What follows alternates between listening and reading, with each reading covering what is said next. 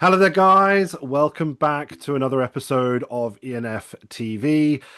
Today, we are joined by my very good friend and industry expert and leader, Michael Heyward. Michael, thank you so much for joining me again on E&Ftv. It's a great pleasure, mate. It's good to have you back on. And today, we're talking about something, as I just said off camera, that's particularly sort of I'm passionate about, you're passionate about, and it's not sort of our usual conversations, if you like. So, without further ado, let's get into it. So, Michael Heyward, CEO of Emekeli Research. Yep.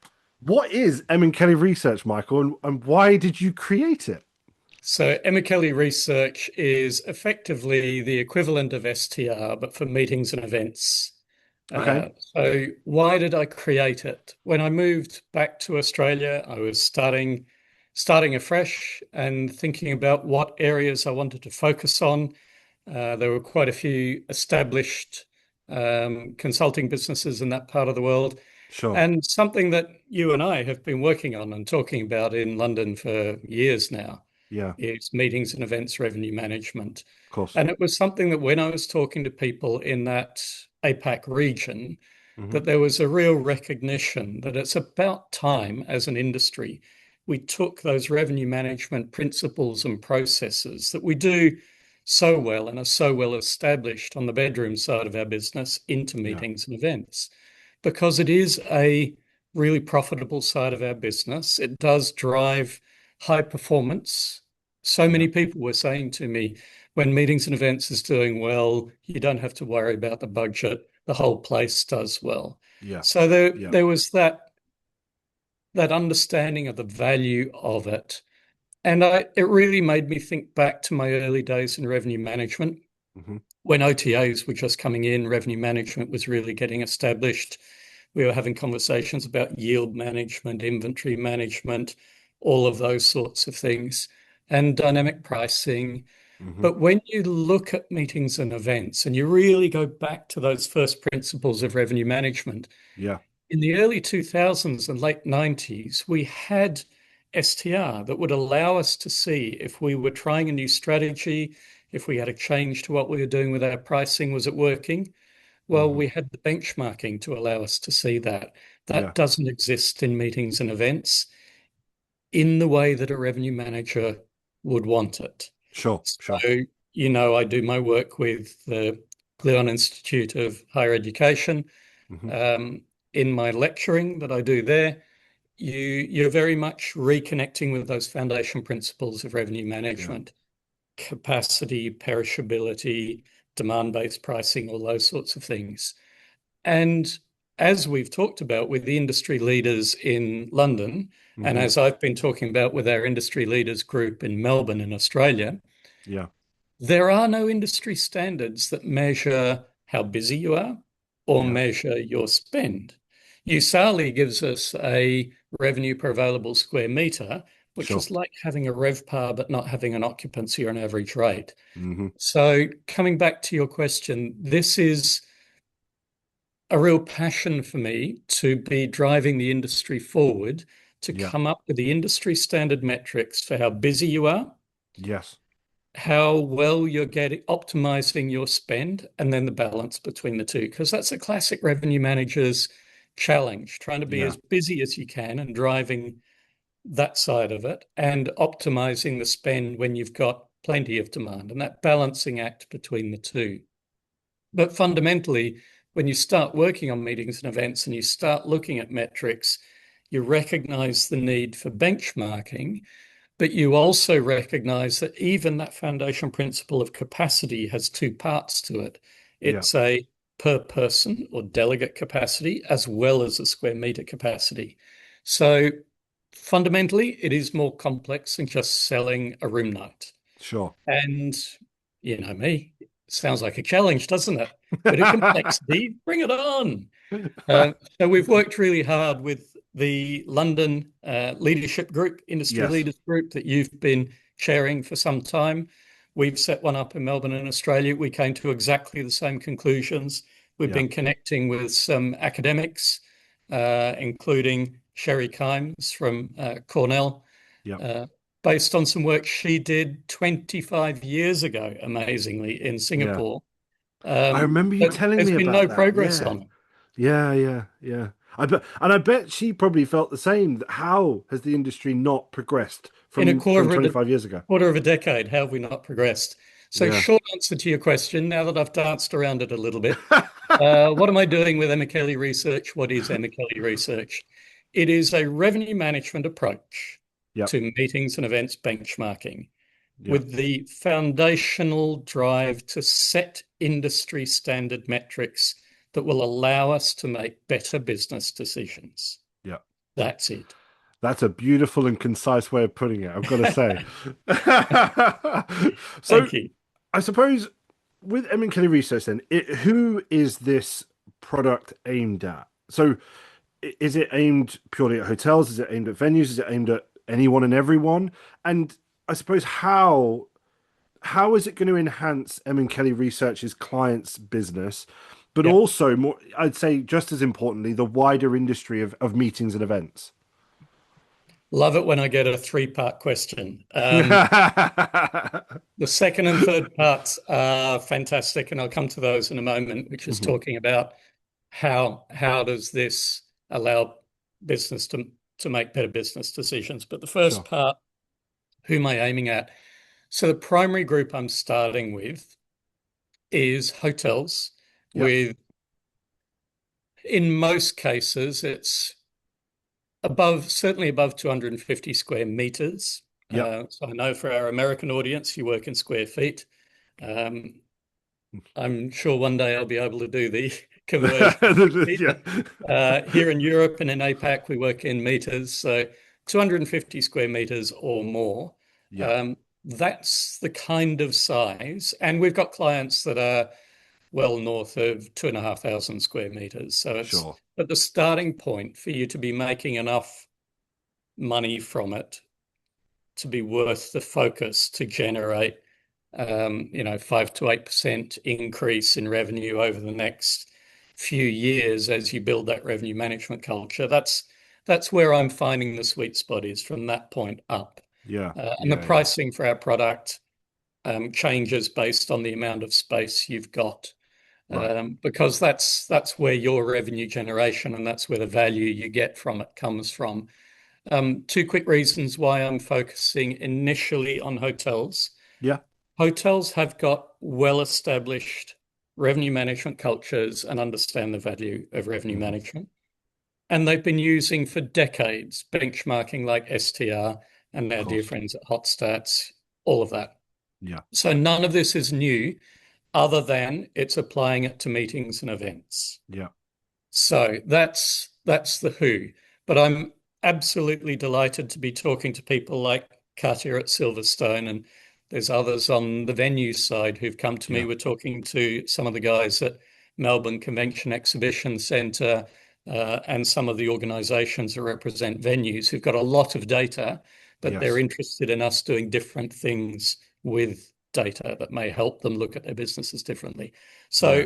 absolutely open door to venues, but the primary starting point for the reasons I've explained is more on the hotels with reasonable meetings and events Yeah. space.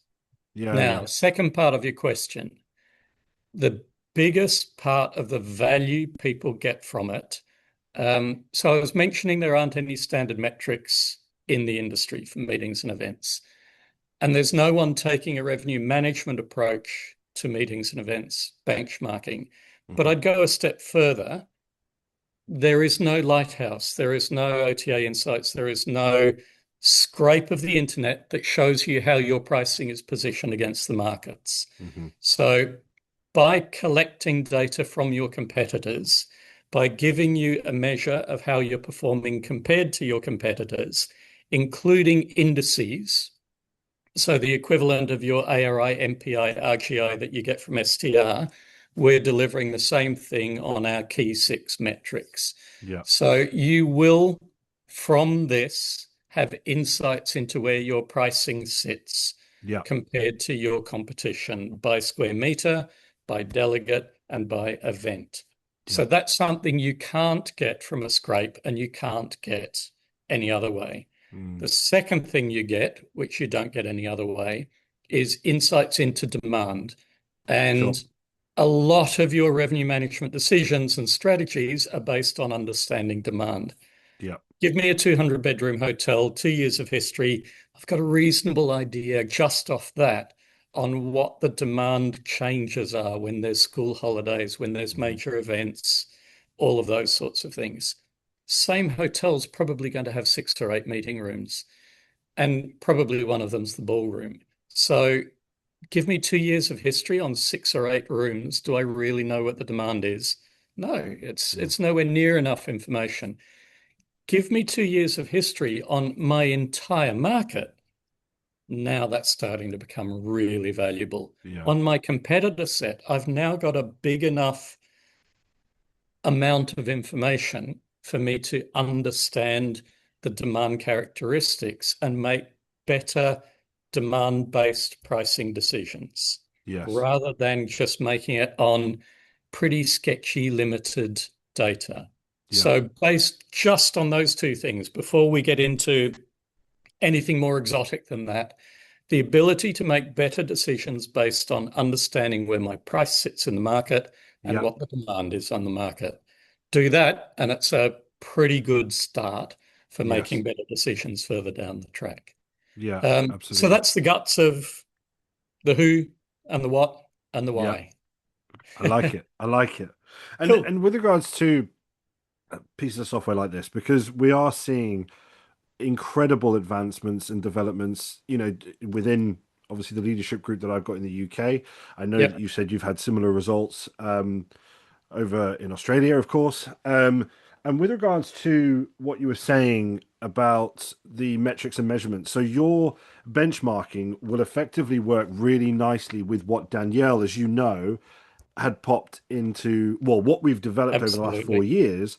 Yep. But the metrics that, if basically it's the same with benchmarking, if everyone gets involved, the Yep. data is obviously going to be much more robust and more Correct. accurate and so on and clean.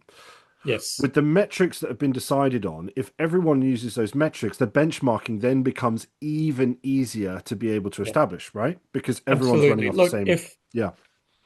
um, if people want to, they can sign up for our system, Yes. and we have a really low priced option where we basically take the data out of your sales and catering system and give it Yeah. back to you in a way that is much easier to consume. So if you want to Hmm. use KPIs, if you want to set targets, if you want to look at how things are going on just in your own business without a comp set to compare to, we can Sure. absolutely do that.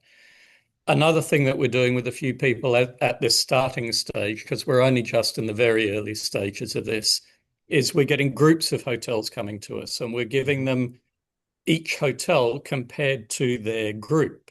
So you're effectively benchmarking within the group. Yeah. And then as soon as we've got enough, because there are some hotels that are always going to find it very hard, and the same thing happens with STR and Hotstats, where Yeah. it's hard to make a comp set. So sometimes, if you've got a middle of the range, nice country house hotel in your local area, there's Mm. no point in comparing to the pub or to the Sure. dodgy lodge or the whatever else it might be. Yeah.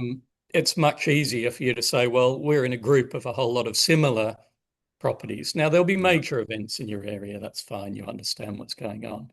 So we've got all of those before you eventually get to the point where you say, yep, absolutely, we'll Yeah. take a competitor set. But equally, I could say, look at the Scottish golf resorts. Would they compare to someone fabulous like the Grove down here Mm. just outside London? Yeah. Yeah. They're going for similar markets. Their pricing is similar. The demand characteristics through summer and different seasons. I think there's some real value in it. And with STR, similarly, people will have multiple sets. They might have a geographic one Yes. and might have one that's more similar types of properties, but Hmm. with a very different demographic or geographic um, basis for setting those sets. So Yeah. yeah, it's whatever I generally think from the customer in. The people who are purchasing your product, what are they considering as an alternative? And if Yeah. you're a luxury venue, then the answer to that is going to be a lot broader than if you're um, a corner restaurant on the street. Yeah, So yeah. yeah, well, that's the way we're attacking that. Understood. And I ask this of every sort of tech and sort of software solution in the hospitality market that features on the show. And it's kind of an obvious one, but I think it's worth asking. And that is what makes Emekeli Research different from other options that are out there in the market, because there are obviously them out there. So great question. There are four other businesses that I'm aware of that I can think of off the top of my head Sure. that are working on benchmarking meetings and events. Yeah.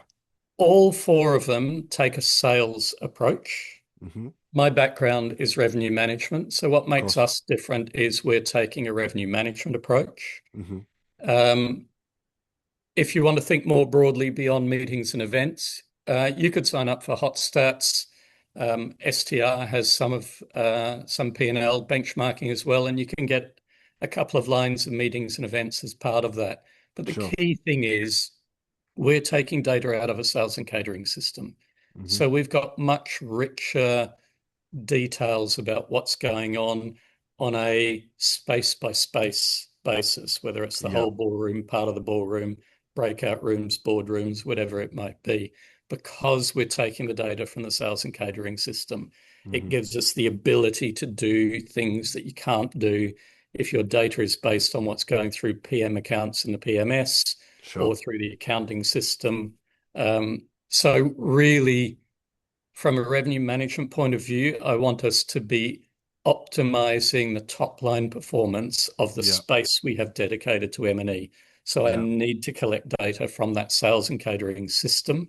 And that's where the biggest difference between our approach and anyone else's. You're not going to get indices showing your performance across all those metrics. You asked about the work that Danielle's leading.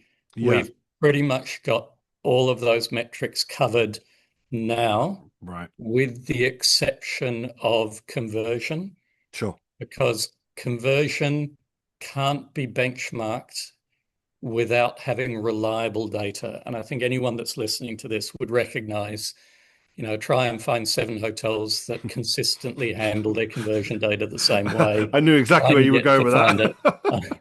I'm yet to find it. And I don't think anyone else is going to suggest they can do that unless you're Sure. benchmarking that within a group. So you've got Sure. complete control on the data. Yeah. Then I'd be interested in that conversation. Yeah. And there was a question actually because you sort of raised it, and you're you're coming at this from a history of revenue management. Yep. What's been the response when sort of approaching a potential client or a potential Mm, partner in this? mm, Because of course they are used to people coming from the M&E sort of market, I suppose, and the mm, sales language and so on. mm. What's the response been like talking with people that where they're having these conversations with a revenue manager, if you like, because that's something that is quite unusual. Yeah. Um, I'm going to be frank and open with this because Okay. that's the way you and I talk. Yeah. Um, the history of conversations between leaders, often sales leaders of Yeah. meetings and events departments and revenue managers, is often poor. So Okay. the Yeah. Yeah. Of salesperson for meetings and events is trying to secure a really valuable piece of course. business.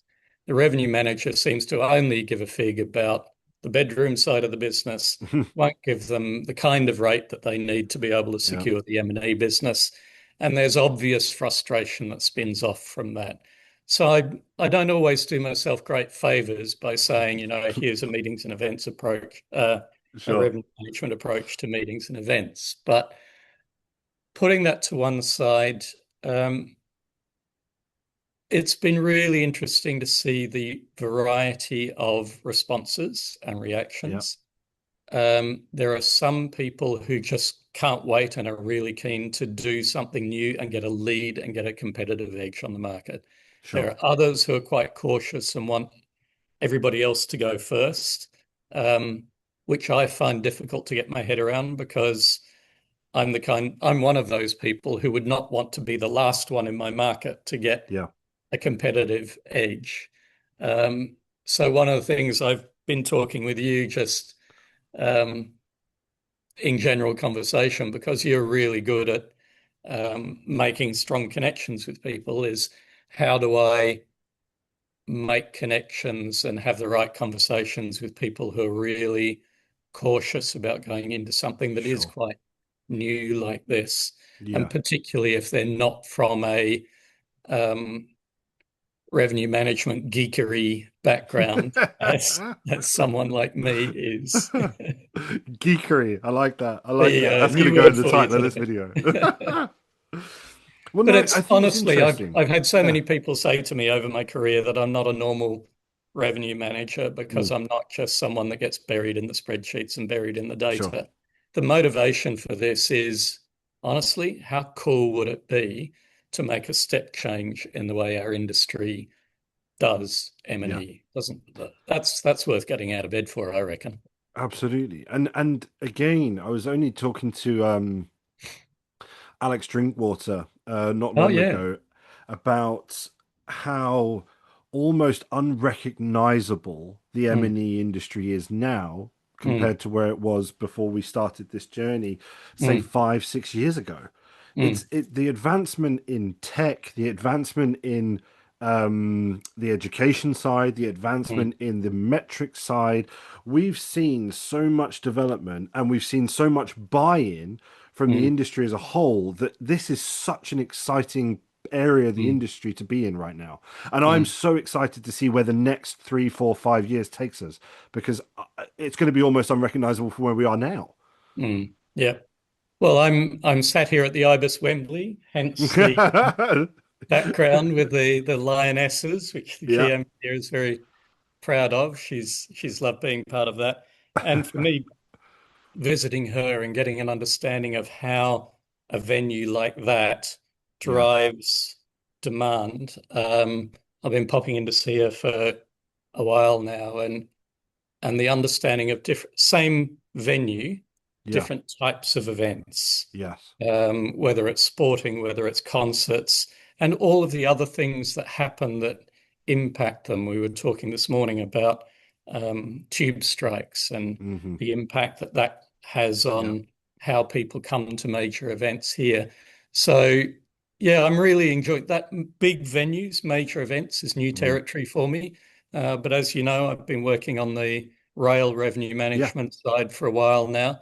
So I'm sort of coming at this from the hotel side and from mm, the transport side. And it's fascinating to see all of that coming together. But um, coming back to your point on technology, mm, the timing of what I'm doing, the reason why now is the right time. yeah, I can't tell you how many years it is I've been hearing hotel chains talking about having the ability for basic standard breakout rooms, small meeting hmm, rooms to be booked online. right. They've been talking about it for yonks, but it's now actually starting to happen. Do you mean Uh, like an Instabook type situation? yeah, Yeah, and look, the co-working spaces are doing it all the time. yeah, Any yeah, city I go to, and I'm talking to an audience, I did a webinar dial-in session to the Australian Hotels Association in yeah, Perth a week ago, and doing my research before that. I've looked in Sydney, I've looked in Melbourne. None of the major hotels that you would expect would be able to can be booked immediately, as in looking yeah, for the dates, finding the space, getting a price, book, paid, confirmed, done. yeah, And there was the Crown in Perth. A friend of hmm, mine, Leighton, runs it. Yeah, I could go in and book just the same as I could in a co-working space. hmm, Now, why that is so important, the thing that really drove revenue management on the bedroom side of the hotel business was when the OTAs came in. sure. All of a sudden, our ability to have demand-based pricing, our customer behavior changed dramatically Yeah, because now customers could very easily see all the prices, all the comments, all the photos, and make decisions based on all of that. yeah, So the technology drove a change. hmm, And hotels that were slow to adopt it, you were having things like the poor old Resi's manager updating prices, hmm. and they'd put $15 instead of $150. The bookings go through the roof, everyone panics.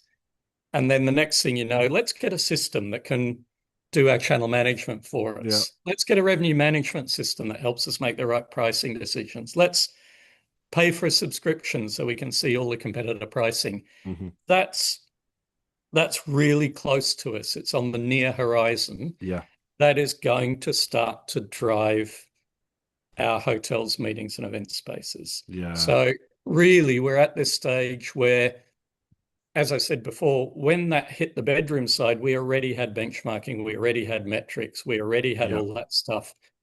Hotels that are up for it, we're here to help them get those metrics, get those demand-based, Hmm. price-based ways of looking at things and thinking and measuring, so that when the consumer behavior begins to be really impacted, and it's already starting to happen right here and now Yeah. and has been for a little while, Yeah. that's the technology change. Our industry is slow to adopt technology, and there generally has to be something that's driving us to it. Yes. And that's very much coming on us now. Hmm.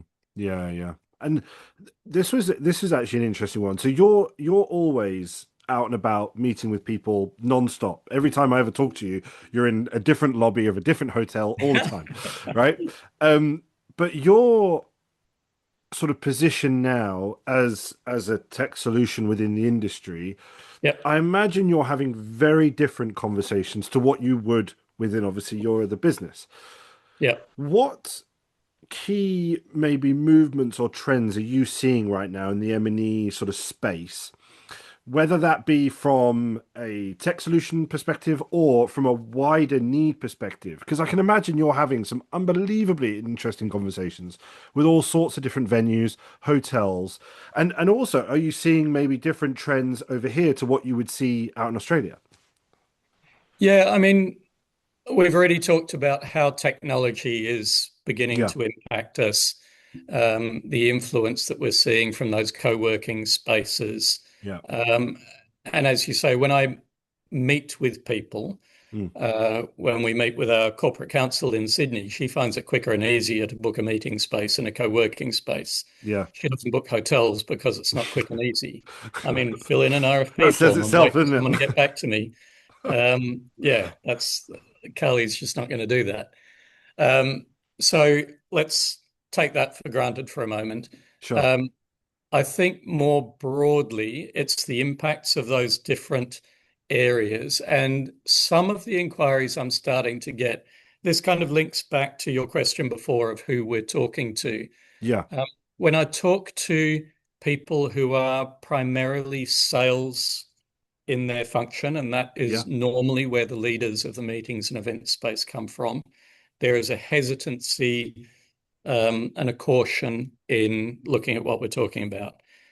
Similar hesitancy from revenue managers, but from a different perspective, because interesting. they're really comfortable working in that bedroom space, and this meetings Mm, and event space is a bit more complex. mm, So do they have the capacity to handle that as well? How would they handle it? So there's that question mark in their minds.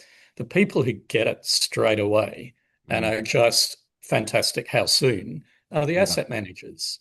Now, where that they're makes sense. starting to go with it, first of all, they want to be able to measure things. They want to Hmm. be able to have conversations with hotels on things that they're trying, things that they're doing, see what works and go further in that direction, see what Yeah. doesn't work and don't do that anymore or learn from it.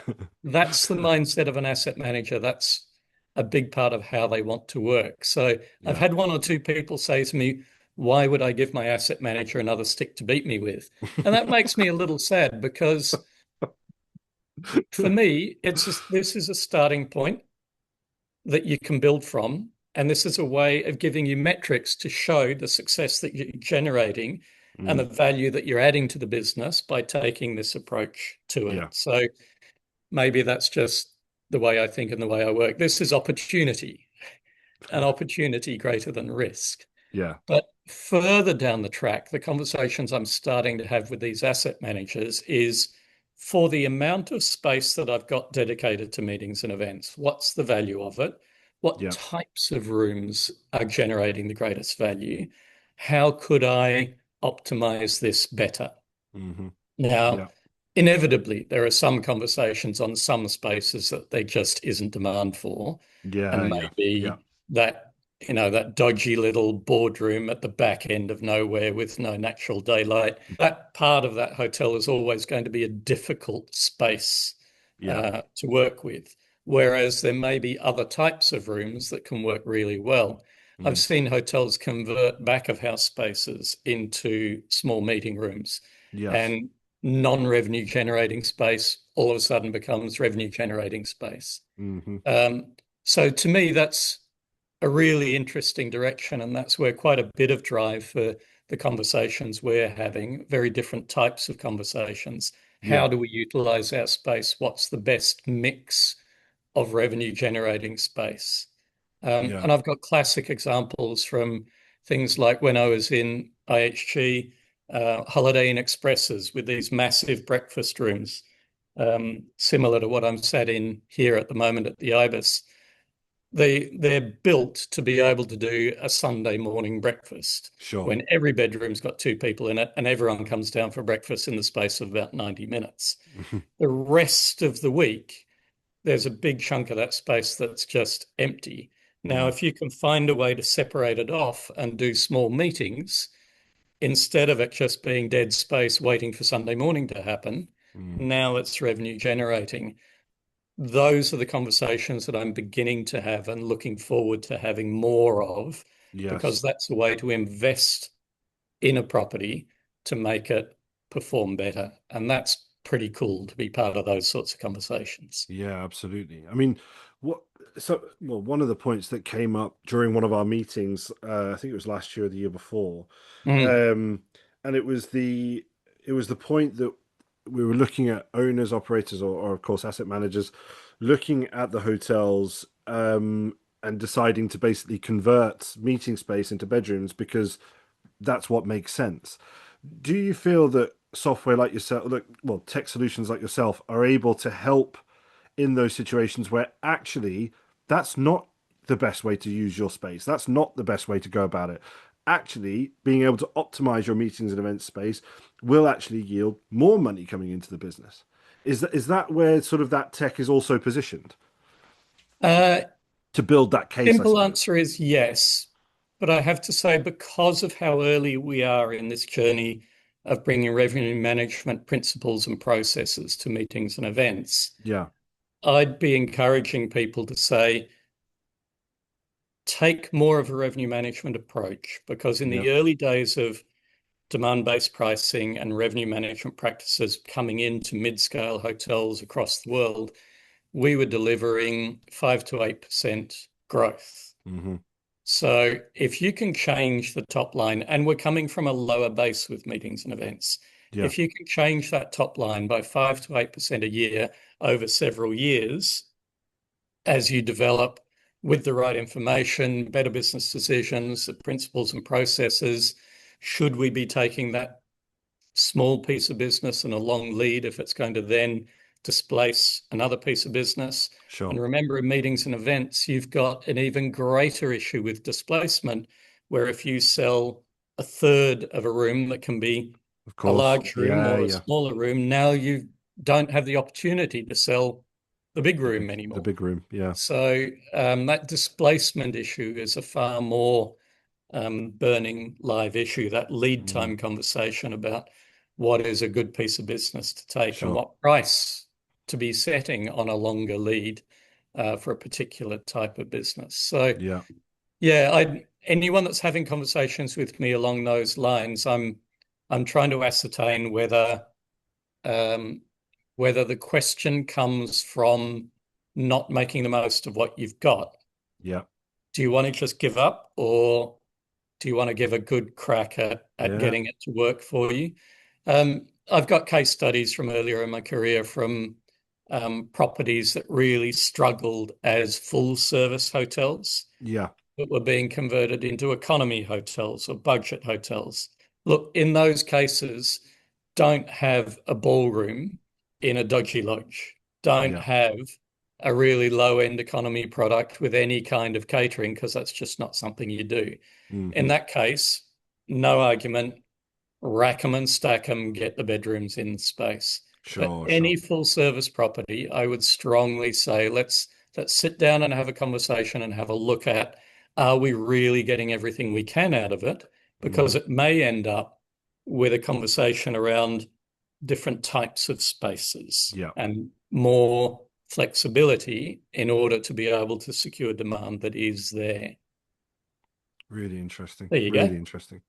Um, so my last question, Michael. Obviously, we're only pretty much at the start of Kelly's journey, I Yep. suppose. What does the future hold for Kelly Research? What exciting developments? What are you focusing on as Kelly Research over the next 12 months, let's say? World domination, of course. I like it. I like it. Is this where I need to have the little white cat or something like that? And spin around. Yeah, that's it. Um, so Emekeli Research, the thing that really excites me Mm, about it is the ability to go to a whole range of markets. I'm expecting to be announcing in the next couple of months that we have a UK-based director to grow fantastic. Europe. So Yep, I've been over in Europe as I am at the moment, partly doing some contract work and some bits of business with some fantastic companies that I love working with. That's always worth coming over for.